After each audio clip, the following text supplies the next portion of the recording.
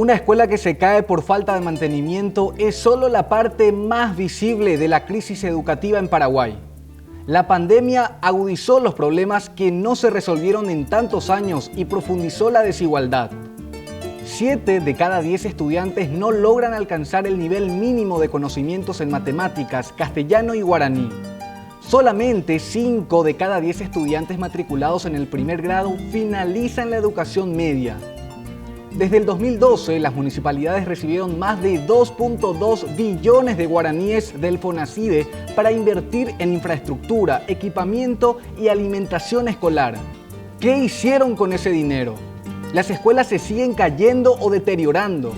6 de cada 10 instituciones educativas requieren arreglos o construcciones de nuevas aulas. 5 de cada 10 requieren baños. 6 de cada 10 requieren sillas, mesas y equipamiento. Este 10 de octubre, día de las elecciones municipales, vos decidís el destino de tu ciudad por los próximos 5 años. ¿Qué planes y programas tienen para la educación? Votá por mayor y mejor inversión en educación. Informate sobre los recursos que hay en tu distrito para la educación en www.observatorio.org.py.